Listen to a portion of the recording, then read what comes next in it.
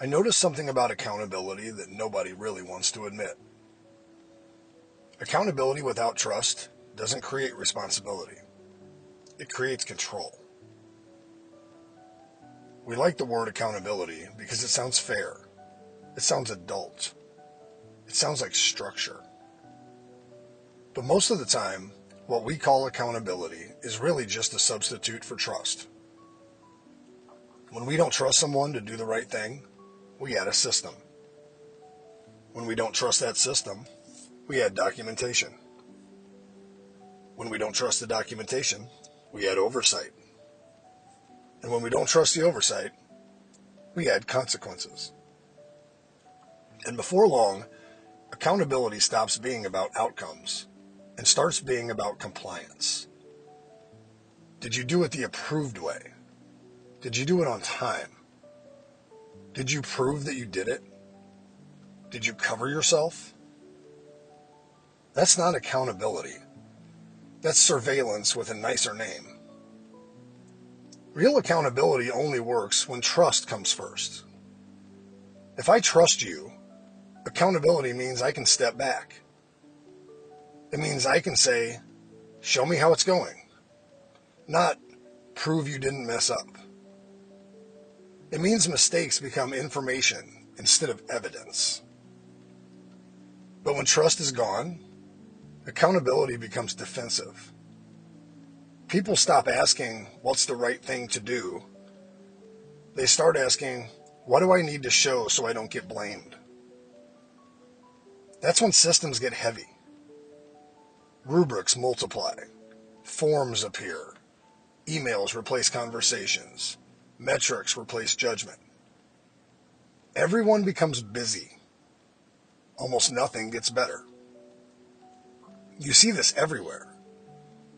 In schools, accountability turns into constant assessment.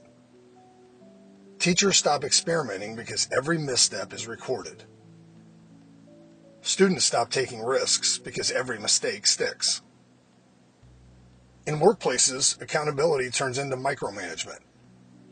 People stop owning systems because ownership comes with exposure. Initiative dies quietly.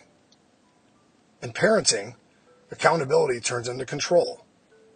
Kids stop making decisions because every decision is prejudged. We call it structure.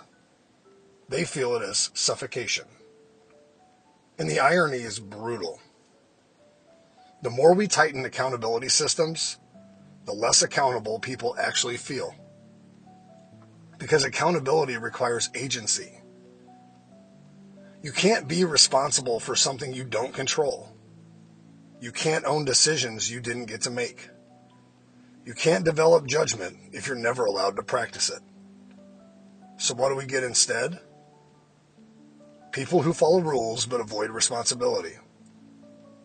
People who meet requirements but don't care about outcomes. People who look compliant and feel empty.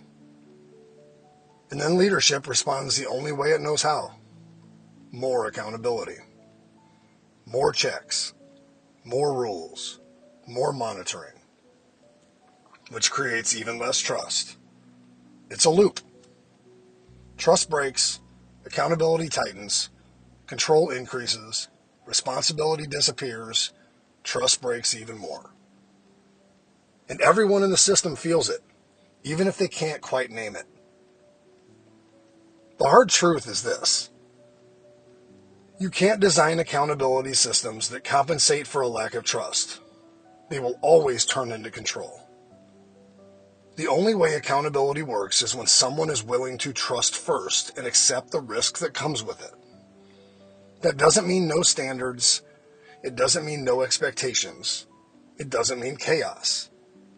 It means fewer rules, clearer goals, and real conversations when things don't go as planned.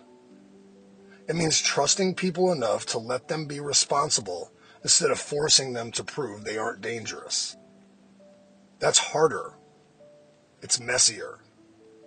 And it feels scarier at first. But it's the only version of accountability that actually builds anything. Everything else just builds systems that protect themselves while the people inside them slowly check out. That's just something I've noticed.